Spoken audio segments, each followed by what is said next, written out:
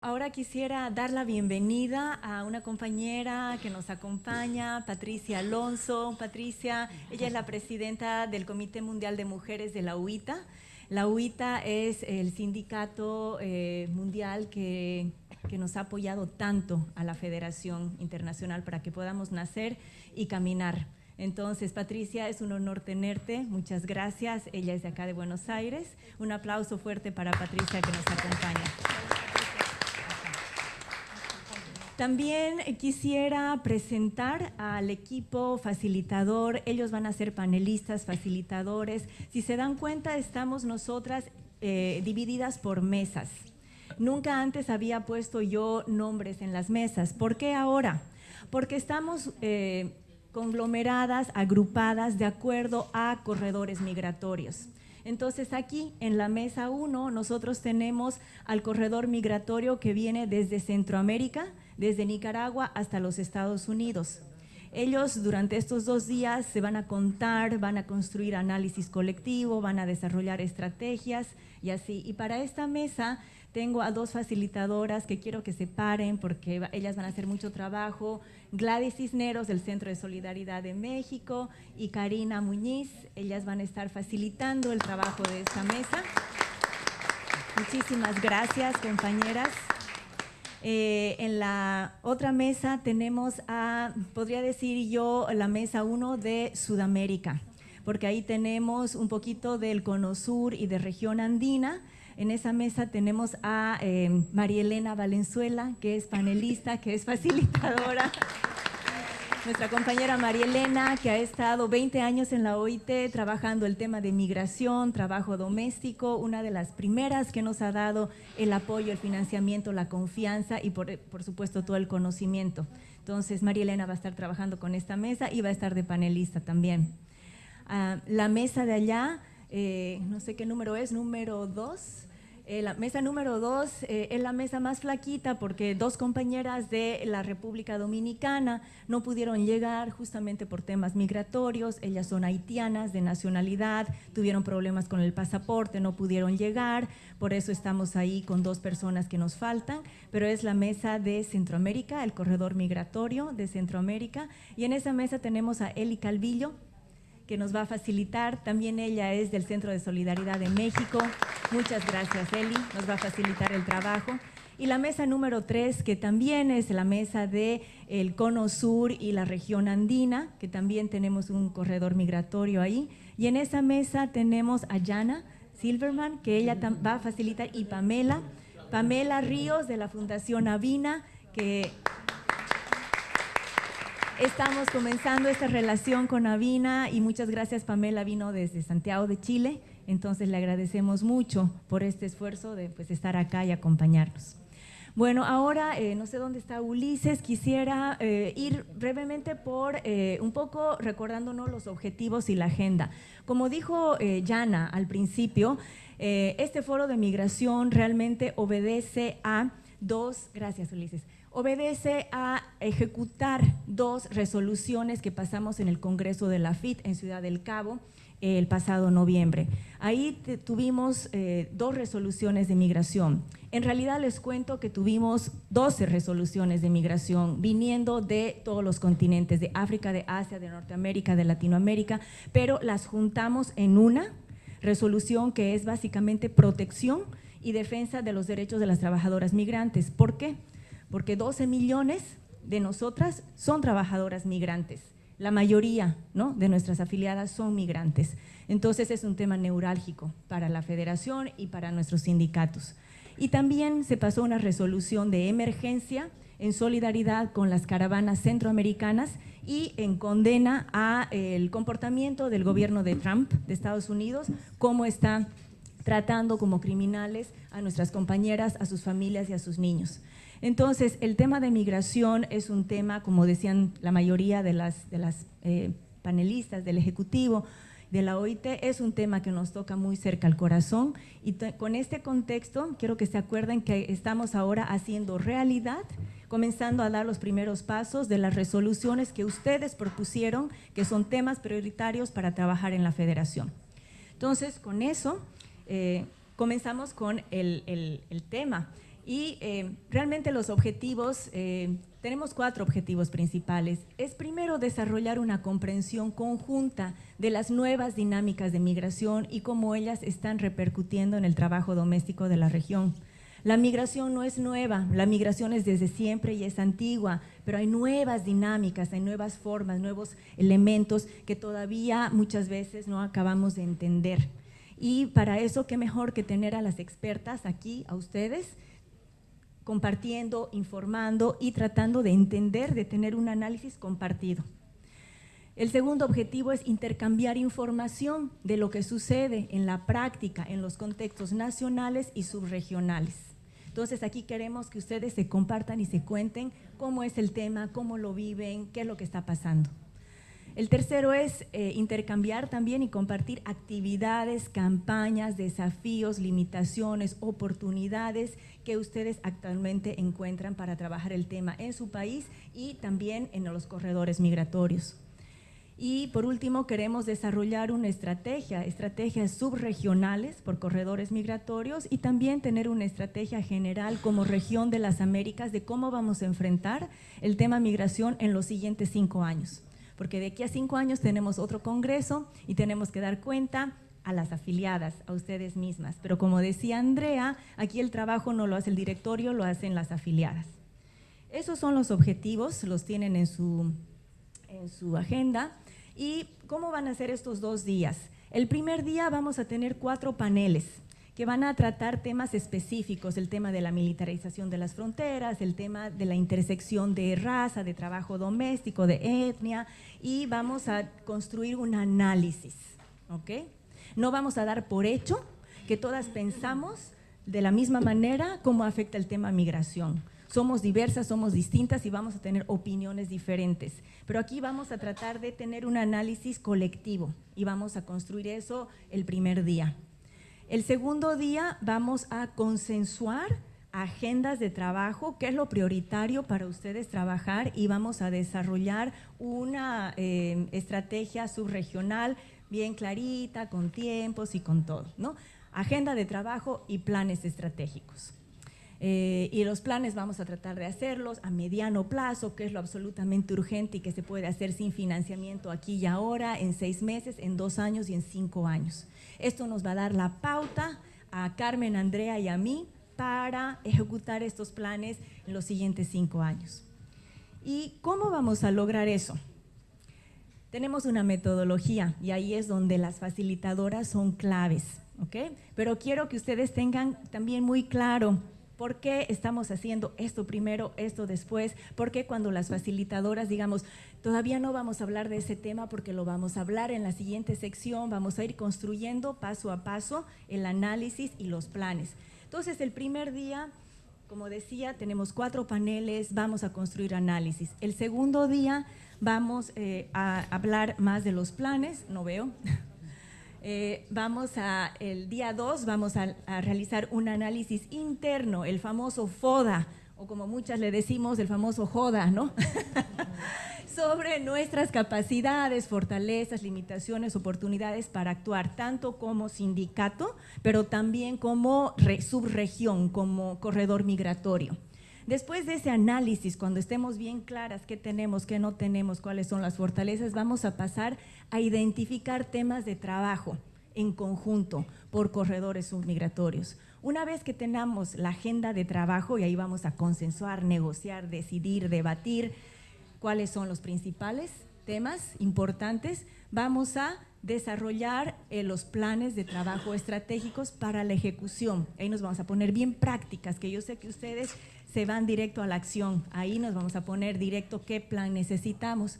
Y el segundo día también vamos a adoptar la agenda de trabajo por subregiones y del continente de las Américas. Entonces, tenemos esta rueda que nos va a llevar construyendo paso a paso, primero análisis, agenda y estrategias. Y las facilitadoras de cada mesa van a estar tomando nota y van a estar sistematizando el trabajo para que podamos cumplir estos objetivos. ¿Okay? ¿Hay alguna duda, pregunta urgente? Siempre me pueden preguntar también a mí aparte, pero si hay algo que quisieran clarificar.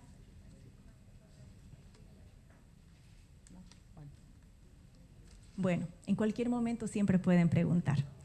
Y ahora vamos a pasar rápidamente, siempre rápidamente, porque el tiempo nunca está de nuestro lado. Vamos a pasar el micrófono y nos vamos a presentar. Bueno, hay muchas que ya nos conocemos, pero otras que son nuevas. Entonces, lo que vamos a hacer son 3 cosas, nada más. Vamos a decir el nombre, la organización de donde vienen y el país al que están representando. Esas 3 cosas, porque después van a hablar en grupos todos estos 2 días. Entonces, vamos a comenzar pues con la mesa número 1, con mi amiga Yolanda. Hola, buenos días. Mi nombre es Yolanda Fuentes Paredes. Soy parte del comité del SINACTRAO de la Ciudad de México. Muchas gracias. Buenos días, mi nombre es María de la Luz Pado Orihuela, secretaria general colegiada de SINACTRAO. Venimos representando a México y gracias. Hola, muy buenos días. Mi nombre es Sandra Castillo. Trabajo y vivo en Estados Unidos y con UDW. Buenos días, mi nombre es Stephen Wishart, soy el director de Centroamérica, del Centro de Solidaridad. Estoy ubicado en Guatemala, pero tengo responsabilidades por Honduras, El Salvador, Nicaragua y Costa Rica también. Buenos días, Adriana ya me presentó, pero nuevamente yo soy Gladys, Centro de Solidaridad México.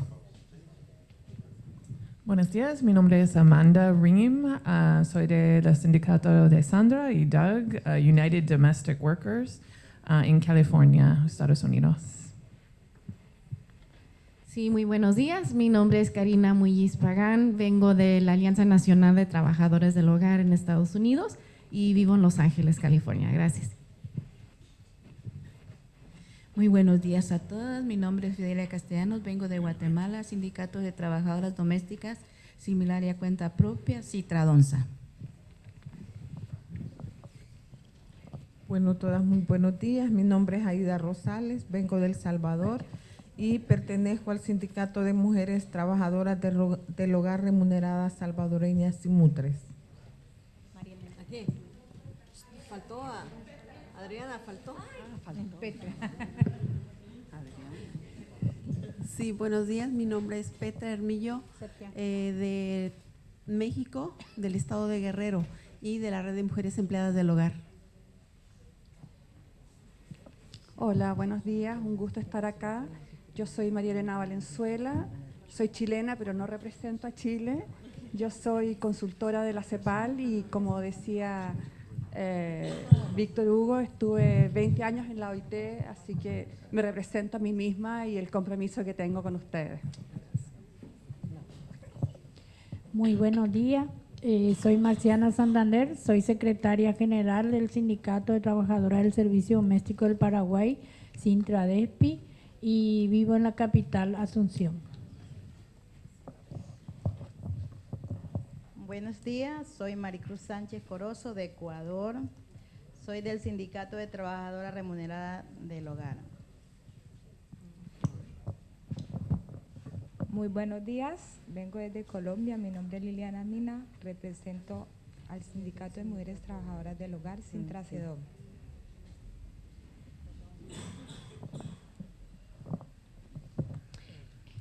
Hola, buen día, mi nombre es María Cotal, Sindicato Base Sintracap Metropolitano Chile y soy la actual presidenta de FE Sintracap Chile.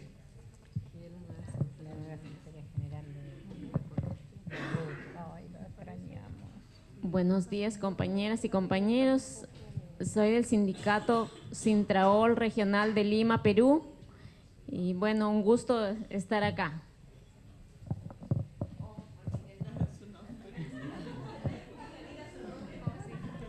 Olvidé el nombre. Lucía Guevara Neira.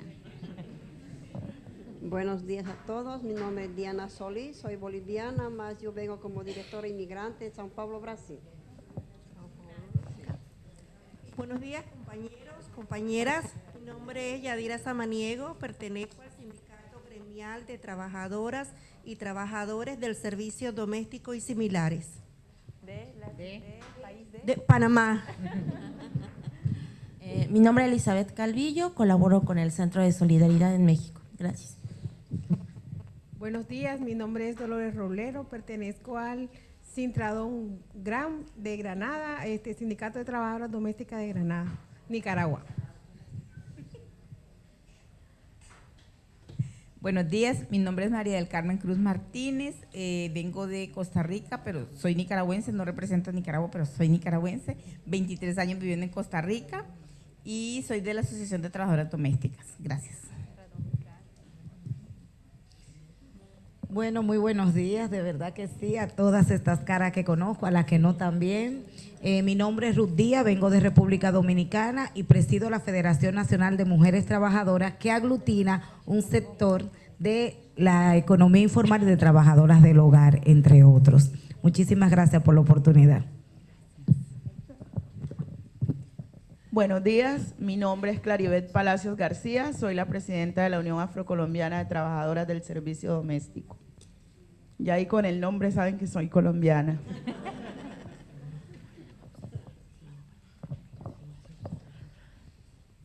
Bueno, en primer lugar, muy buenos días a todos. Y bueno, mi nombre es Julia Chambi, soy secretaria ejecutiva de la Federación Nacional de Trabajadoras del Hogar de Bolivia. Muchas gracias.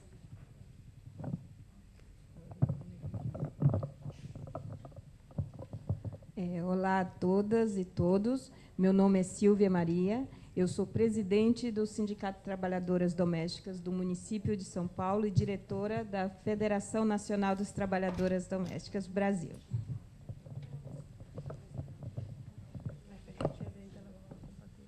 Buenos días, soy Mariana Gilberto, represento a la Escuela de Capacitación para el Personal del Servicio Doméstico, dependiente de la UPAC, Argentina.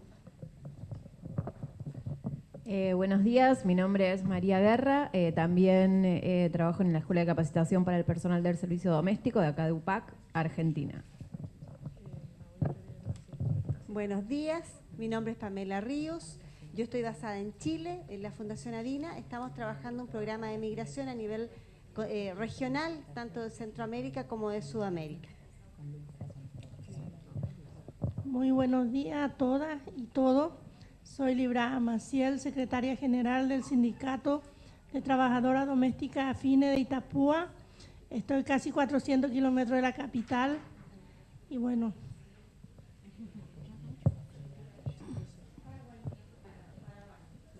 Buenos días, compañeras. Soy Paulina Luza, Oxa, representante de la Federación Nacional de Trabajadoras del Hogar del Perú, FENTRA Hogar. Gracias.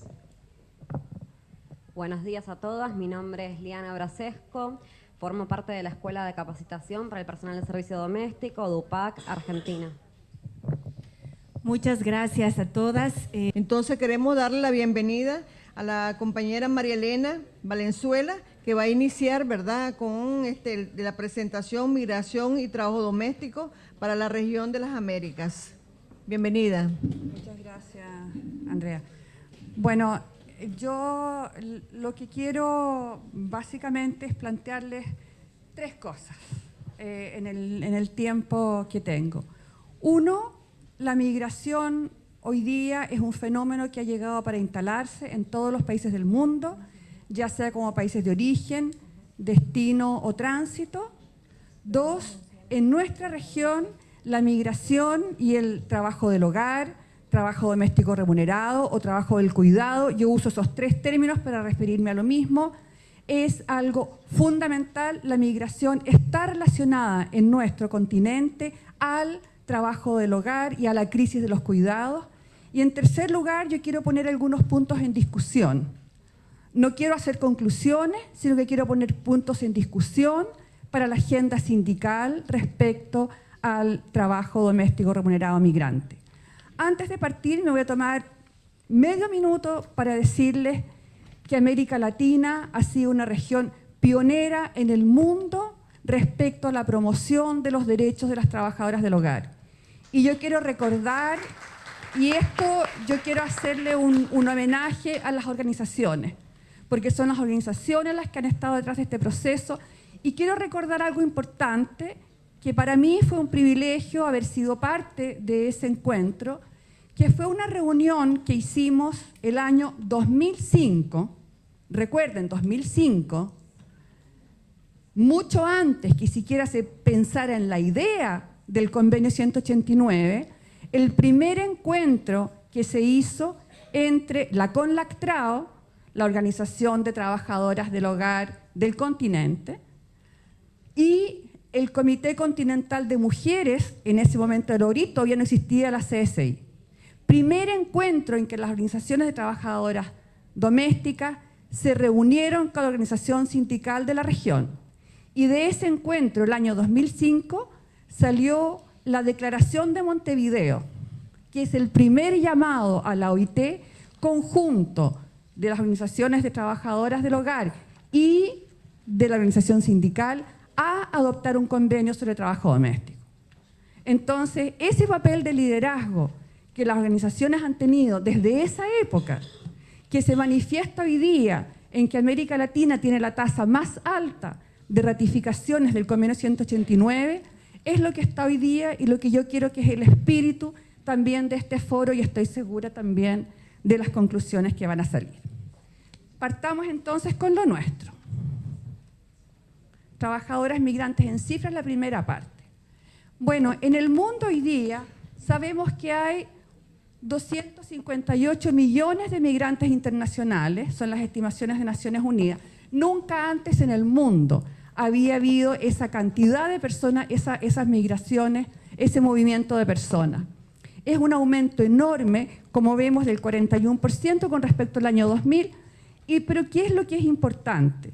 No es solamente la cantidad de migrantes, sino que ¿cuántos de estos migrantes son trabajadores? De estos 258 sabemos que 150 son trabajadores migrantes. ¿Por qué?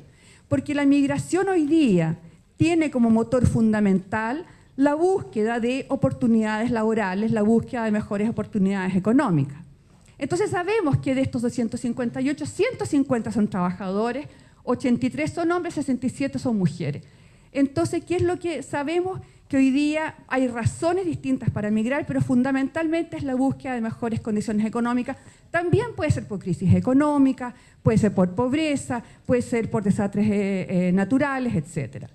Pero lo que sí es interesante tomar en cuenta es que hay un aumento importante de las mujeres entre quienes están migrando por trabajo. Aquí hay un corte en la tendencia. Antes se decía que las mujeres migraban como parte de una familia, en que el hombre buscaba trabajo. Hoy día no. Las mujeres están migrando solas en busca de oportunidades laborales. ¿Qué pasa en América Latina?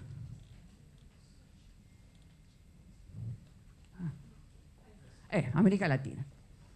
En América Latina se estima la población migrante en 38 millones de personas. Son las estimaciones de Naciones Unidas. ¿Cómo se distribuyen? Estados Unidos es el principal lugar de destino de las personas que salen de su país, de América Latina, hacia otro país. Un 70% de quienes han salido de su país se fueron a Estados Unidos. Pero aquí lo interesante es que la migración intrarregional está creciendo mucho, está creciendo enormemente. No solamente hoy día es un 15%, sino que crecientemente el lugar de destino, el lugar al que esperan moverse las personas es dentro de nuestra región. España, que fue un importante lugar de destino, ya no lo es tanto. Entonces hoy día estamos viendo los dos principales movimientos hacia Estados Unidos y al interior de la región. En América Latina, y esta es otra tendencia muy importante, hoy día se estima que alrededor de 9,5 millones en el 2017 vivían en América Latina y eran personas migrantes.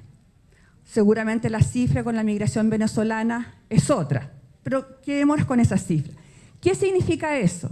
Significa que los países de la región que no recibían personas de afuera, hoy día sí lo están haciendo, y que las personas se están moviendo fundamentalmente entre fronteras, entre países vecinos, y además entre países cercanos. Por lo tanto, fíjense ustedes, el año 70, la gran mayoría, del 70% de las personas extranjeras que vivían en América Latina venían de ultramar, venían de fuera de la región. Hoy día esto se revirtió. El 70% de quienes son migrantes, o sea, han nacido en otro país y que viven en América Latina, provienen de la región. Y esto es notable porque aquí el tema del trabajo del hogar está involucrado. Entonces, en América Latina, ¿qué pasa? En el mundo, a nivel mundial, la mayor parte de las personas migrantes son hombres. Es más o menos un 52-53%, y las mujeres son un 47-48%. En América Latina, en cambio, las personas extranjeras que viven en América Latina son en su mayoría mujeres. ¿Y por qué son en su mayoría mujeres? Porque justamente el peso de la migración para el trabajo doméstico o el trabajo de cuidado. Eso es lo que hace que la migración en América Latina sea lo que se dice feminizada, o sea, con una mayoría de mujeres. Estas mujeres que migran solas, que viajan solas. ¿Y por qué viajan ellas? Porque ellas tienen más posibilidades de encontrar un trabajo. Comparemos a las migrantes, mujeres y hombres, con los nacionales. Tienen una tasa de participación laboral mucho mayor. Quiere decir que cuando salen a otro país se dedican en su gran mayoría a trabajar. Y eso, obviamente, es la razón por la cual han migrado. Y el problema es que muchas veces se integran en el primer trabajo disponible. Lo que también es interesante en nuestra región, hablamos de segregación ocupacional por sexo y nacionalidad. ¿Saben qué significa eso? En América Latina, a diferencia de otras regiones, la migración se realiza fundamentalmente por información que entregan redes, parientes, familiares, compañeros de ciudad, amigos, conocidos. Entonces, si yo tengo una prima que vive en Buenos Aires, mi prima me dice, mira, vente, en realidad aquí podrías ganar esta plata. Yo digo, sí me interesa porque es como el doble de lo que yo podría ganar en mi ciudad. Y me dice, sí, y además hay una legislación que de verdad es buena, que te tiene un salario mínimo, que te permite tener cotizaciones previsionales, seguridad social. Y digo, ya, ¿cómo me voy? ¿Cuánto vale? ¿Cuánto vale el viaje en el bus? ¿Cuánto me demoro? ¿Cómo llego? Mi prima me dice, mira, yo voy a preguntar, y después me dice, mira, te consiguió un trabajo. ¿Y cuál trabajo me consiguió mi prima? Un trabajo como el que hace ella, como trabajadora del hogar. Entonces eso significa que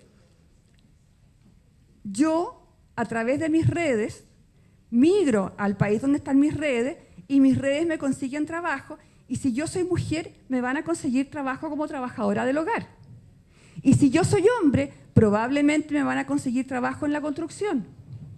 Entonces, por eso es que hay una concentración. Por ejemplo, las trabajadoras paraguayas, las redes están en el trabajo doméstico en Argentina. Pero en cambio, las trabajadoras bolivianas, la mayoría está en la confección y en el comercio. Por lo tanto, ellas están mayoritariamente en la confección y en el comercio, no en el trabajo doméstico. ¿Ya? Entonces, ese es un tema importante que lleva a explicar por qué hay esta mayoría de mujeres, importante que haya esta concentración de migrantes, de mujeres migrantes trabajadoras en el trabajo del hogar, lo que tiene ventaja y desventaja, porque por una parte es más fácil conseguir empleo, pero por otra parte es más difícil salir del empleo al que llegué y tener una gama más amplia de alternativas ocupacionales. En América Latina se han establecido corredores migratorios para el trabajo del hogar. Cuando hablamos de corredor, y este es un concepto importante que lo quiero retomar en la parte de discusión, ¿cuánto llevo? Estamos hablando de analizar y revisar el fenómeno desde el país de origen al país de destino, incluso pasando por el de tránsito. Tenemos corredores entonces. Por ejemplo, hay 3 corredores bien importantes que son de Paraguay a Argentina, de Perú, Argentina también es importante, de Perú a Chile, de Nicaragua a Costa Rica. Este gráfico lo voy a pasar un poco de largo, pero básicamente lo que yo aquí les quiero mostrar, la barra larga es la proporción de mujeres migrantes, por ejemplo, paraguayas en Argentina, que están en trabajo doméstico, o de peruanas en Chile en trabajo doméstico, en comparación con las que están en comercio o en hoteles y restaurantes. Y lo mismo para nicaragüenses en Costa Rica. Vamos al tema del trabajo del hogar con la migración. En América Latina, así como en el resto del mundo, enfrentamos una crisis de los cuidados. ¿Qué significa esto? Que hay crecientes demandas de cuidado de las personas que necesitan cuidado y las personas que por alguna razón no pueden proveerlo, y una insuficiente capacidad para proveer cuidado. Insuficiente capacidad porque las mujeres que lo proveían de manera gratuita a su familia ya no están en condiciones porque están en la fuerza de trabajo, necesidades porque aumenta la población de tercera edad, hay más necesidades, y porque no hay políticas públicas suficientes para enfrentar este fenómeno, esta crisis. ¿Y qué es lo que pasa? ¿Y por qué la importancia de vincular lo que pasa en el trabajo doméstico remunerado con la migración? Hoy día en América Latina hay 11 millones de trabajadoras del hogar, ¿ya? 11 millones. Pero ¿qué es lo que está pasando? Está disminuyendo,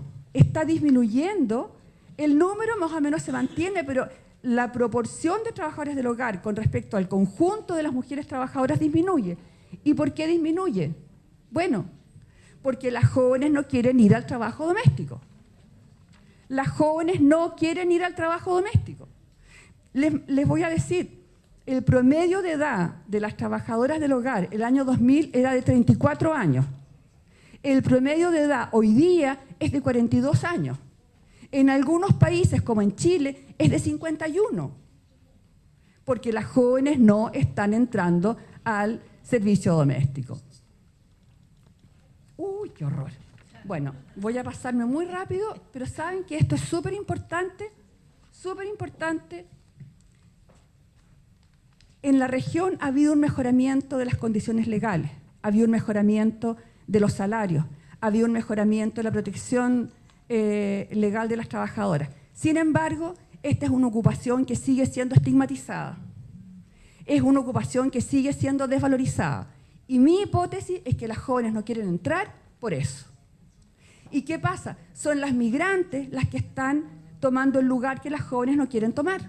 Entonces, por eso que creo que tenemos que abordar integralmente el fenómeno, integralmente tomándolo no solamente desde el punto de vista del país de destino, sino que también del país de origen. Voy a ir entonces, no voy a alcanzar a ver esto, lo podemos ver después en la discusión, las familias transnacionales, los cuidados en origen y destino, ¿qué hacer? Con esto voy a terminar. La encuesta que hizo la Federación Internacional de Trabajadoras del Hogar con 16 organizaciones de la región que Adriana gentilmente me permitió revisar, muestra que 11 organizaciones realizan actividades con trabajadoras del hogar migrantes, que son de una gama súper amplia, desde una asesoría general a la posibilidad de acogida y dormitorio, entre comillas, para situaciones de emergencia. Yo creo que es importante revisar qué es lo que están haciendo las organizaciones, qué es lo que pueden hacer, porque me parece a mí que es necesario primero incorporar este enfoque de corredor. Lo que yo vi de las encuestas es que en su mayoría son países que que reciben trabajadoras las que tienen actividades y no los países de origen. Y me parece muy importante tener un enfoque integral que incluya origen y destino, porque saben, origen y destino implica desde la decisión de partir. ¿Por qué parte? Nadie parte porque quiere, sino que porque se ve de alguna manera forzada, por razones económicas. Y ojo, las mujeres también parten por situaciones de violencia y opresión al interior de la familia. Listo. Me parece importante revisar la legislación respecto a trabajo del hogar y de migración. Por ejemplo, revisando yo me di cuenta que hay algunos países que prohíben que trabajadoras migrantes sean parte de la directiva de organizaciones sindicales de trabajadoras del hogar. lo cual creo que es necesario, por ejemplo, revisar. Entonces, ¿en qué medida, y con esto sí que termino, en qué medida tenemos, y cuáles son los puntos de agenda respecto al tema de trabajadoras del hogar en su conjunto? ¿Cuáles son los puntos de agenda respecto a trabajadores migrantes? ¿Y cuáles son los puntos respecto a trabajadoras del hogar migrantes? Que yo creo que es importante asumir, y creo que eso es un tema de discusión que ya termino. Gracias. Gracias. Interesante, ¿verdad? Vamos a tener ahora a la compañera Maribel Batista.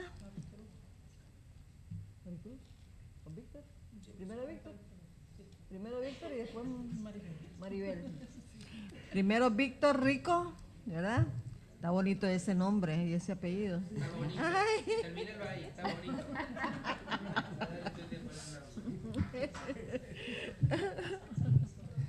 Bueno, muchas gracias. Culpa tuya, no somos mayoría en este panel. Steven, Doc, por primera vez hubiéramos sido mayoría, somos minoría, pero no. Tuvo que venir a moderar y poner el balance, gender balance. Bueno, tenemos muy poco tiempo, entonces esto va a ser más que nada para estimular. Las voy a estimular. Solamente para que piensen 3 ideas. Después, o sea, la presentación nuestra va a ser, queremos compartir la parte internacional. ¿Qué es lo que está pasando en migración a nivel Naciones Unidas? Pero no por un ejercicio teórico, ¿no? De académico, no. ¿Qué cosas que pasan en Naciones Unidas ustedes pueden beneficiarse a nivel nacional, desde lo que es la incidencia del mundo sindical? Luego Maribel va a compartir brevemente cuáles son los contenidos de las normas de la OIT que protegen al trabajador migrante y que nosotros queremos promover su ratificación, porque les va a dar más herramientas. Y finalmente, si hay tiempo o no, cuáles son las normas generales que pueden ayudar también a la defensa del trabajador migrante, trabajador doméstico en este caso. Entonces, el objetivo... Yo me siento como que tuviera un secretario. ¿Ah, sí? Pásala. El objetivo será básicamente presentar estos 3 marcos y después desarrollar la normativa. Ustedes saben que Naciones Unidas es una familia, ¿no? ¿Ustedes se llevan bien entre todos ustedes con sus familias? Política, los primos, los tíos. Siempre hay una crítica en las reuniones. Y esa tía no se casa porque es bien complicada. Y este que se divorció es porque es un picaflor, ¿no? Bueno, Naciones Unidas es una familia que tiene un núcleo, básicamente, la Asamblea, el Consejo, etc., pero tiene agencias alrededor.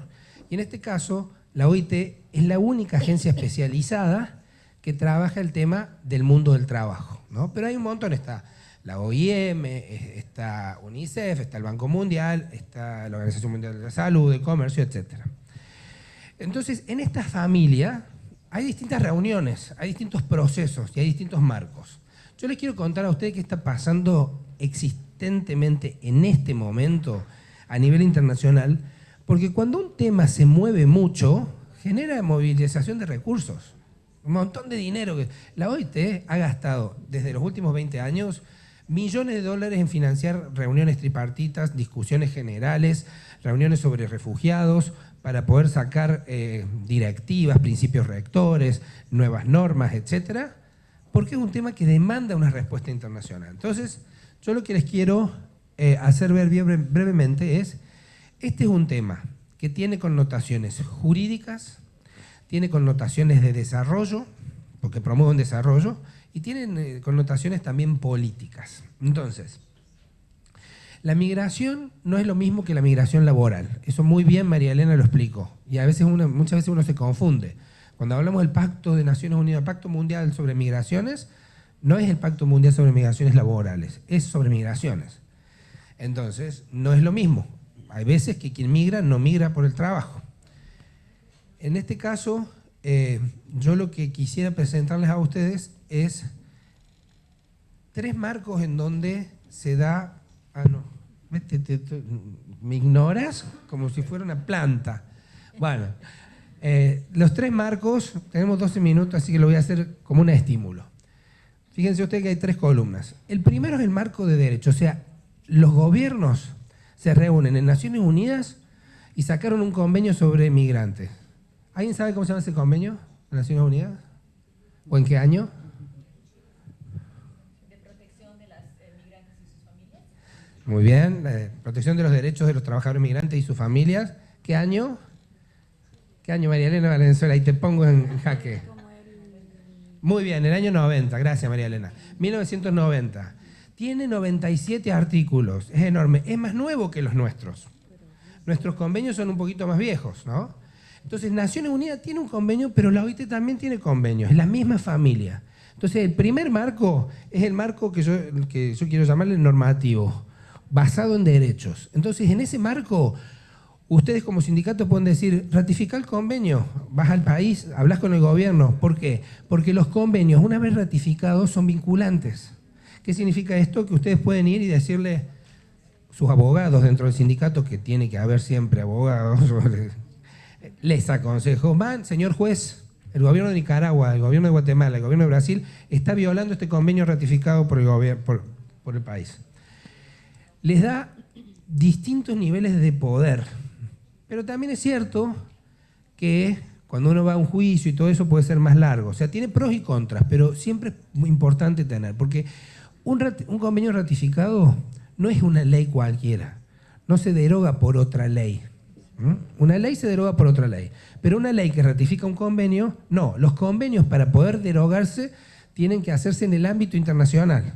Se llama denuncia y se puede hacer en Naciones Unidas. Bueno, entonces tiene mayor nivel de estabilidad la protección. Si ustedes dicen, bueno, no, ¿para qué vamos a ratificar el convenio? Te dice el gobierno, si tenemos una muy buena ley de trabajadoras, una muy buena ley de migrantes.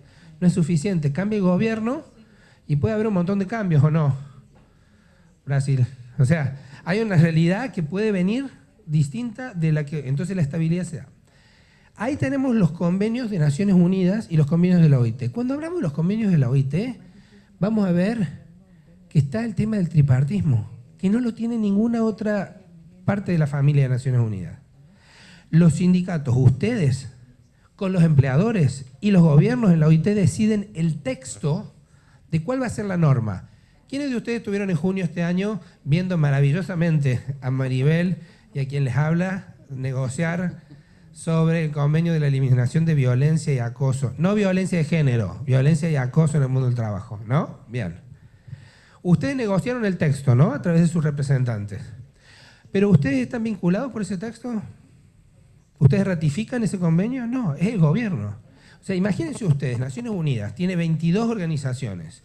UNICEF, la Organización Internacional de Migraciones, que no es tripartita. Y viene la OIT y le dice, escuche, puede escuchar a todo el mundo, pero los sindicatos y los empleadores tienen un rol diferenciado, porque están trabajando todo el tiempo en el mundo del trabajo, porque entienden la realidad.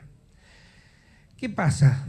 Nosotros tenemos que los convenios nuestros de la OIT estuvieron entre 11 y 9 años sin ser ratificados. Y este año hubo una ratificación de Madagascar y una de Marruecos. Porque es el centenario de la OIT y porque el director general está diciendo al menos una ratificación por miembro, un gestito para mostrar de que están activos, ¿no? Entonces, ¿qué pasa? ¿Por qué si la migración es tan importante no se ratifican los convenios? Y puede ser porque hay otras alternativas, y ahí lo vamos a ver.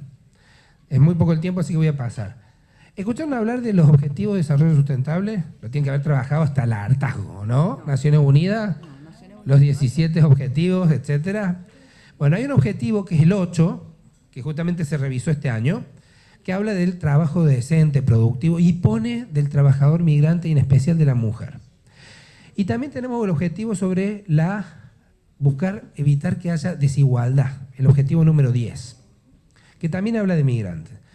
Este marco, ustedes saben que el Objetivo de Desarrollo Sustentable es una mezcla perfecta entre el proceso de los Objetivos de Desarrollo del Milenio, que eran 8, y el proceso de Río, de la Cumbre de Río, etcétera, de Desarrollo Sustentable. Entonces son los Objetivos de Desarrollo Sustentable, que dicen que desde el 2016 a 2030, este es el camino de desarrollo internacional. Y es no controvertido, nadie lo discute, es un acuerdo.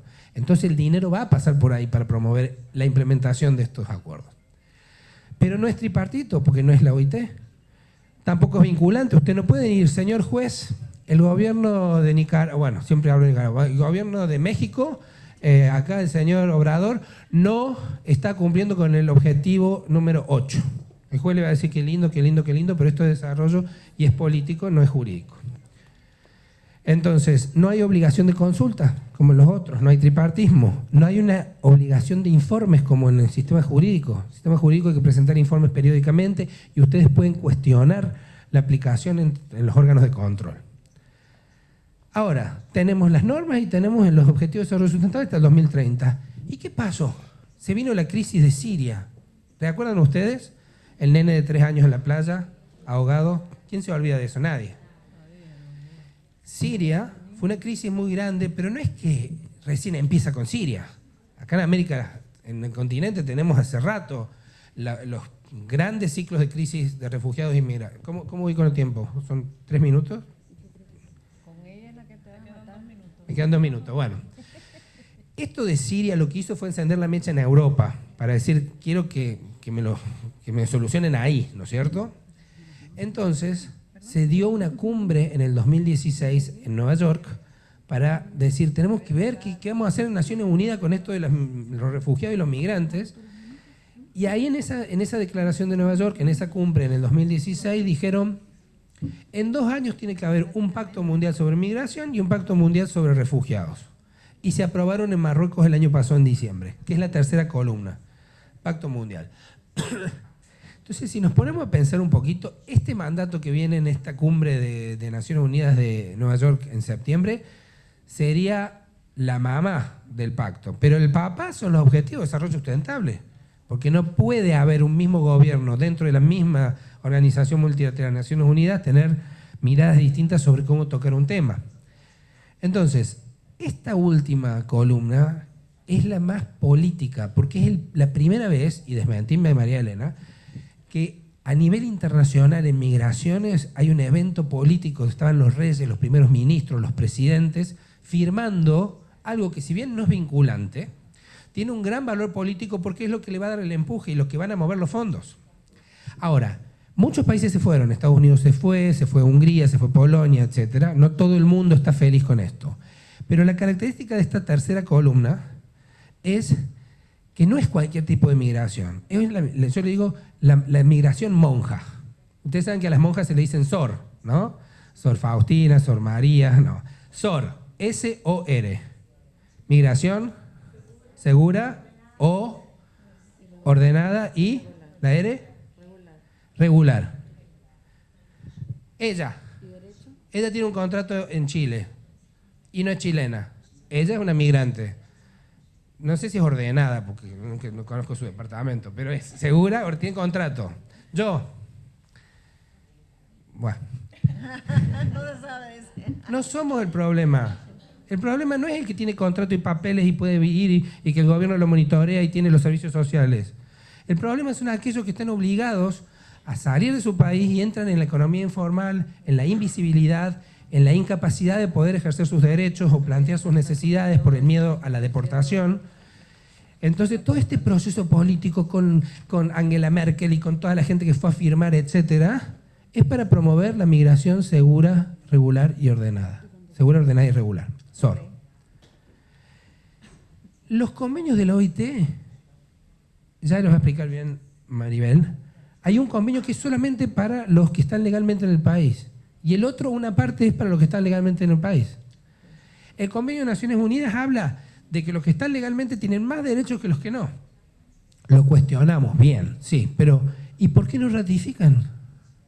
Si el convenio 97 es exactamente lo que se está hablando en el pacto, exacto, ¿por qué no lo ratifican? Entonces, claramente acá hay una mirada. Y estos 3 procesos generan debates y planes de acción nacional. Y entonces ahí ustedes pueden participar desde el punto de vista de lo que son los procesos de consulta. Van a haber gobiernos que dicen, yo quiero trabajar el objetivo de desarrollo sustentable 8 y el 10 y el 5 por la mujer. Otros en el Pacto Mundial van a decir, el Pacto Mundial son 33 objetivos, es decir, quiero este objetivo o este objetivo. Yo lo que quiero es estimularlas para decirles, estos 3 foros existen. El de migración, el Pacto Mundial de Migración no es migración laboral, hay poco contenido en distintos objetivos. Pero si el gobierno quiere obtener dinero de la cooperación internacional para trabajar el tema migrantes y refugiados, y en este caso con Venezuela tenemos muchísimo dinero girando, más que nada en Colombia, girando para promover espacios de trabajar este fenómeno que es lo que está pasando con Venezuela. Y Venezuela es el único país que ha ratificado los 2 convenios de la OIT. El único. Gracias, Víctor. Ah, bueno, ahí también. Y con esto, ¡tará! Bueno, estímulo, ¿eh? Yo después, al final, les voy a preguntar de estos 3 foros para ver si lo recuerdan. No, gracias, Víctor. Yo voy a hacerlo mucho más rápido todavía. A ver, ¿cómo es que esto funciona? Ah, perdón. Ahí está. Bueno, vimos con Víctor todos estos marcos. Yo voy a pedirles que nos concentremos en el marco de la OIT para los trabajadores migrantes. Comenzar diciendo que los convenios todos aplican a los trabajadores migrantes. De manera especial, todos los convenios de la OIT. Estamos hablando de 190 convenios, 206 recomendaciones. Porque los convenios no discriminan de si eres un trabajador nacional o eres un trabajador migrante. De manera especial, los convenios fundamentales que tienen una importancia clave, estos que están aquí, libertad sindical y negociación colectiva, 87 y 98, 29 y 105, abolición del trabajo forzoso, 138 y 182, trabajo infantil y peores formas, y 100 y 111, no discriminación e igualdad de oportunidades y de trato. Son claves porque la OIT dijo que estos convenios que están aquí son de obligatorio cumplimiento por el solo hecho del país pertenecer a la OIT. Entonces, son claves estos que están acá porque el país no tiene que ratificarlo, aplican por la declaración del 1998 sobre el principio y derechos fundamentales en el trabajo. Luego, de estos convenios fundamentales y todos los demás convenios de la OIT que aplican a los trabajadores migrantes por igual que a los trabajadores nacionales, hay otros convenios que de manera específica tratan el tema de los trabajadores migrantes, 97 y 143, y otras normas que desarrollan el tema en un contexto más amplio, como es el recién adoptado convenio sobre violencia y acoso en el mundo del trabajo, 190, y el 189 sobre trabajo decente para las trabajadoras y los trabajadores domésticos. Y por supuesto el 181 con un vínculo muy fuerte porque se refiere a las agencias privadas de colocación. No voy a detenerme, bueno, Víctor Hugo le dijo algo importante tomar en cuenta, y es que un convenio es un tratado vinculante, una vez el país lo ratifica, es de obligatorio cumplimiento. Pero más aún, la mayoría de nuestros países, en América Latina sobre todo, establecen que los convenios tienen rango constitucional, muchos de nuestros países. Esto significa que cuando ratificas un convenio internacional, está por encima de la ley nacional. Entonces esto es especialmente importante porque si la ley nacional no es lo suficientemente buena, usted puede apelar al convenio internacional en el caso de los países que los convenios tienen rango constitucional, y son la mayoría de los países de América Latina que tienen esta condición. Las recomendaciones diferentes no son tratados vinculantes, no se ratifican, pero son guías importantes, directrices que nos dicen cómo abordar determinada temática, y muchas veces complementan un convenio y otras no. Otras pueden ser recomendaciones por separada, como la recomendación sobre personas con VIH, o la de los tránsito de la formalidad, de la informalidad a la formalidad, la 204, los pisos de protección social, etcétera. Otras recomendaciones acompañan convenios. Voy a pasar, sí, los protocolos es importante porque por lo general son parte del convenio una vez, es que complementan al convenio y lo adecúan a una nueva realidad. Pero al igual que los convenios hay que ratificarlos. Las recomendaciones no, solamente son directrices. Como le decía Víctor, lo que más importante de todo esto, de las normas de la OIT, en el marco de la OIT, y por qué es importante que estos convenios 97 y 143 sobre trabajadores migrantes sean ratificados por los países, es porque no solamente la adopción, sino que el seguimiento es tripartito. En consecuencia, los sindicatos, aunque sea un sindicato de base, sindicato nacional, una federación o una central nacional, todas tienen el mismo derecho de participar en los mecanismos de seguimiento de la aplicación del convenio, y esto ofrece un escenario para esa sistematicidad de vigilancia de la aplicación del convenio. Y eso es la gran, pudiéramos decir, la gran riqueza de la OIT. Primero establece la norma, pero luego, tanto para la adopción, pero como para el seguimiento, se hace de manera tripartita. No me voy a detener acá. Ustedes saben, las normas son universales y flexibles porque es para todos los países del mundo. En consecuencia, no pueden ser tienen que sujetarse a las realidades de cada país. Y aquí están, como les mencionaba, estos convenios que son especiales para los trabajadores migrantes, que es el 97. Fíjense que tiene 50 ratificaciones. De ellos, de nuestro continente, lo han ratificado muy pocos países. Brasil lo ratificó, Venezuela lo ratificó, Cuba lo ratificó,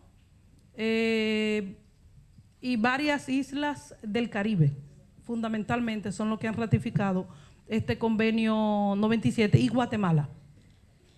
Y Guatemala también lo ratificó. El resto de los países no ha ratificado, por tanto no existen, no tienen esa obligatoriedad de cumplir con este convenio que está acá, el 97. El 143 tiene nada más 24 ratificaciones, uno de los convenios lamentablemente menos ratificados en el marco de la OIT, y solamente Venezuela, por nuestro continente, lo ha ratificado. Estos convenios están acompañados de 2 recomendaciones, la número 86 para el para el 97 y la 151 para el convenio 143. Como me están haciendo señas, yo lo que les recomendaría es continuar profundizando en estos convenios, empoderarse de ellos. El convenio, una vez ratificado, es ley, sirve, ¿verdad?, para usarlo en los tribunales, para poner una queja en la OIT, para un seguimiento sistemático, pero aunque el país no lo haya ratificado, sirve de referencia, y eso es importante también tomarlo en cuenta, que todas esas normas de la OIT sirven de referencia para abordar determinada situación o para ampliar el marco de los derechos, aunque el país no lo haya ratificado, pero la ratificación es lo importante para que sea vinculante y haya obligaciones jurídicas de parte del país. Entonces, nada, yo lo voy a dejar ahí. Les recomiendo verlo a más profundidad, estos 2 convenios, igual que el 189, nuestra nueva normativa sobre violencia y acoso en el mundo del trabajo, el 190, complementado con la recomendación 206, y todos los demás convenios, incluyendo los convenios fundamentales, que como les decía ahorita también son clave para el ejercicio de los derechos de los trabajadores migrantes y de las trabajadoras domésticas en sentido general también. Bueno, lo dejo ahí porque si no me van a poner una multa. Le aplaudimos, ¿verdad? Gracias, Maribel y Víctor. A continuación vamos a tener el tema sobre migración y trabajo doméstico en Centroamérica por el compañero Esteban, ¿verdad?, del Centro de Solidaridad. Yo quiero hablar un poco de los corredores y factores de migración en Centroamérica y también unos desarrollos, cambios significativos recientemente que yo creo que va a impactar la migración en la región en el futuro. Al principio, como ustedes han escuchado, hay mucha migración de Centroamérica dentro de la región y fuera también, ¿verdad? Tenemos varios corredores. Como María Elena mencionó, hay un corredor muy significativo de Nicaragua a Costa Rica de migrantes y también de norte de Centroamérica a los Estados Unidos y México. Igual hay otras migraciones dentro de la región, es poco, pero existe, por ejemplo, nicaragüenses a Salvador, Honduras y Guatemala, hondureños y salvadoreños a Guatemala, etcétera, ¿verdad? Existe, pero es más pequeño que la migración de Nicaragua a Costa Rica y Norte y Centroamérica a México y los Estados Unidos. Pero también hay la migración interna de cada país, ¿verdad? De los áreas rurales a las ciudades o pueblos más grandes, ¿verdad? Y unos factores por eso, hay varios factores. Uno es de pobreza, ¿verdad? Y estos factores probablemente ustedes conocen muy bien, pero voy a presentar unas tasas, cifras que muestran el nivel de estos factores, ¿verdad? En la pobreza en Centroamérica es estimado que en el sector rural en Guatemala 77% de la población rural vive en pobreza, ¿verdad? Y en Honduras es 82% y El Salvador es 49%, ¿verdad? Y la pobreza en general por los países es 68% en Guatemala, 42% de El Salvador, 74% en Honduras, Nicaragua 58%, Costa Rica 18% y Panamá 21%. Y ustedes pueden ver que donde pobreza es más bajo, como Costa Rica y Panamá, hay menos migración, ¿verdad? Y voy a mencionar, en El Salvador es un poco menos de Guatemala y Honduras, también porque este país tiene más residentes viviendo fuera del país. Por ejemplo, hay aproximadamente 1.200.000 trabajadores salvadoreños en los Estados Unidos, ¿verdad? Y en Guatemala es como 500.000 y Honduras 800.000, ¿verdad? Entonces, esto tiene un impacto para bajar la pobreza en El Salvador, que hay mucha gente salvadoreños en los Estados Unidos enviando remesas a su país para ayudar a bajar la pobreza, ¿verdad? Entonces, la pobreza es un factor por la migración, ¿verdad? Otro es factores ambientales o climáticos. Ahorita Centroamérica, especialmente el sector agrícola, está en crisis por cambios climáticos, ¿verdad? Hay mucha falta de lluvia, tormentas fuertes en la región, está impactado mucho este sector y este cambios está otro factor por la migración, por estas personas salir del sector agrícola para buscar otro trabajo. Otro factor familiares es estimado que las personas de Norte de Centroamérica que están migrando a los Estados Unidos, 82%, ya tienen familia allí. Entonces, esta red entre las familias es muy importante por la migración. Y otro factor es el factor de respeto de derechos humanos, derechos laborales. En este país la aplicación de leyes son mínimas, sí es mínimo o no existe, ¿verdad? Y hay mucha violencia contra defensores de derechos humanos, defensores de derechos laborales. En Guatemala, por ejemplo, desde 2004 hay más de 90 sindicalistas asesinados. En Honduras, desde 2009, con el golpe de Estado, hemos visto un aumentado de amenazas, ataques y asesinatos de sindicalistas en Honduras también. Igual por sector de ambientalistas y personas defensores de tierra. La violencia es muy fuerte. Y otra vez, unas tasas de homicidios en estos países. En 2017 en Guatemala 4.400 homicidios. En Honduras 3.800, El Salvador 3.900 homicidios. Y casi, no tengo una cifra exacta, pero mi estimación es como la impunidad por este homicidio es muy alto, 80-90%, es muy alto. Y otro factor es parte de violencia es el femicidio. En estos tres países de Guatemala, El Salvador y Honduras, el femicidio es las tasas entre las mayores de América Latina y el Caribe. Y estos tres países 87% de femicidios de Centroamérica. Y otro factor es las crisis políticas. En el último año en Nicaragua fue una crisis política. Es estimado como 80,000 personas que han salido de Nicaragua durante el último año, la mayoría por Costa Rica. Pero también Honduras ha tenido crisis políticas por los últimos 2 años después de la elección en 2017.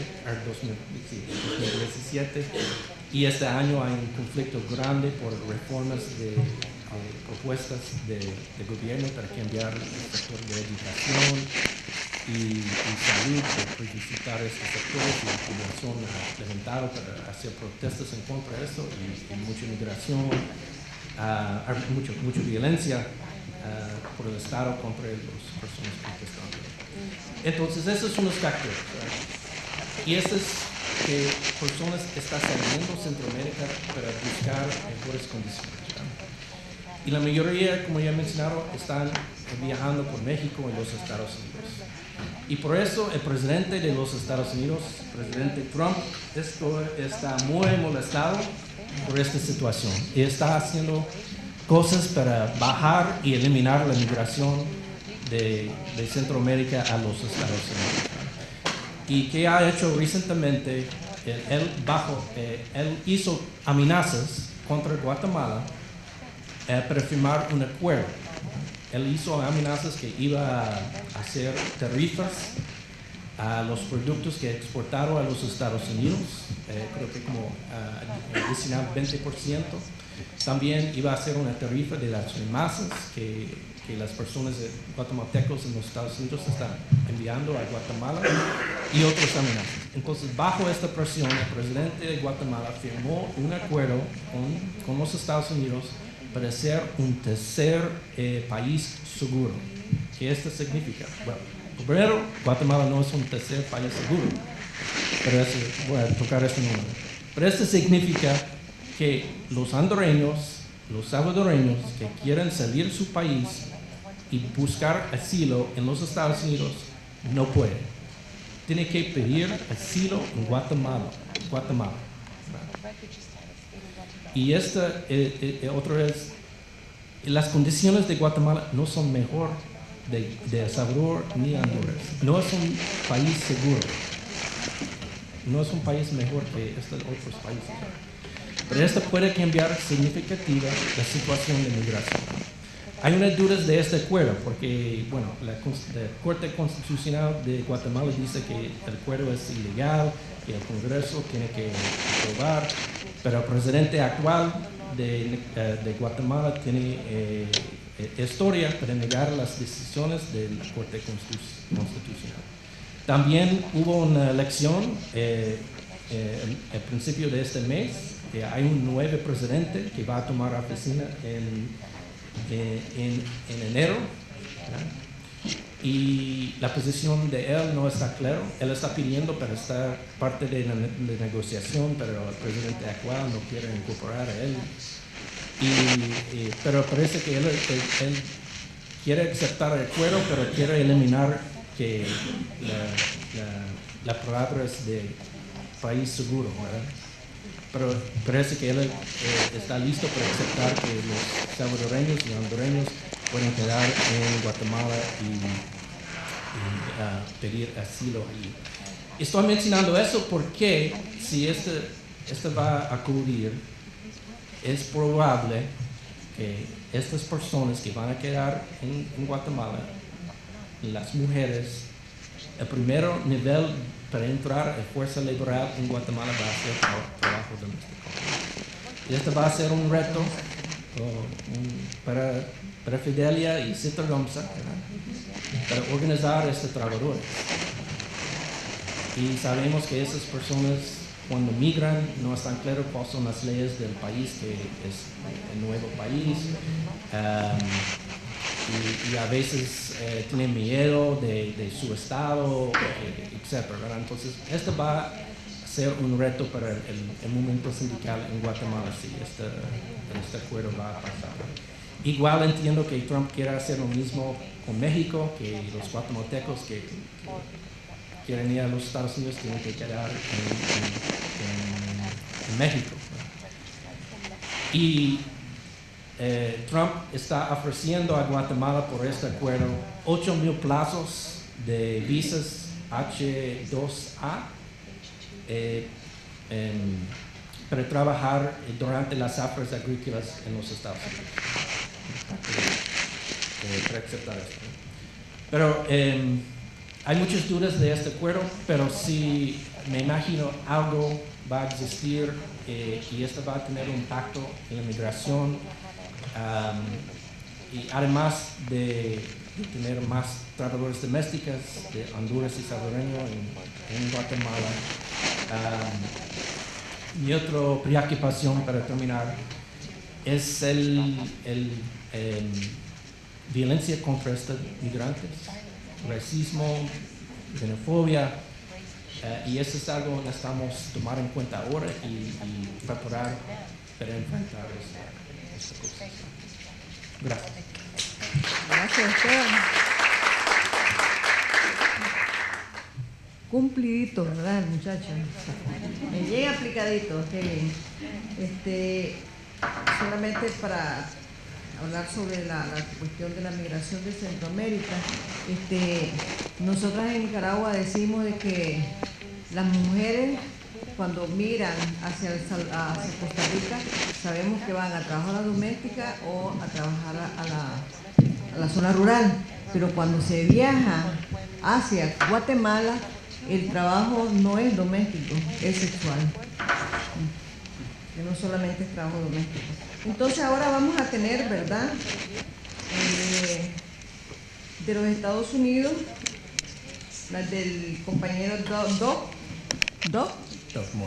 Moore, ya aprendí. Unidad de los trabajadores del hogar, ¿verdad?, sobre trabajadores migrantes, proveedoras de cuidado en los Estados Unidos. Compañero Doug. Thank you. Good morning again, and I'm so happy to be here with everyone. This is an important opportunity for our union in the United States to learn more about the global impacts of migration. So we're very pleased to be here today. UDW represents 110,000 caregivers in the United States. It is the second largest home care union in the United States.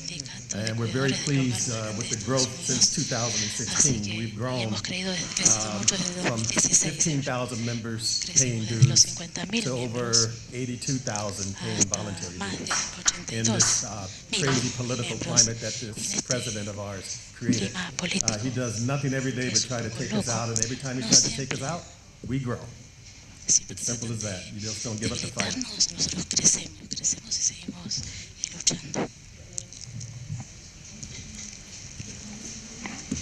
And my screen is.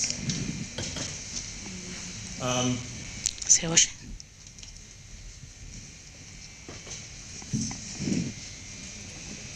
Se oye. 1, 2, 1, 2. Se oye. Sí.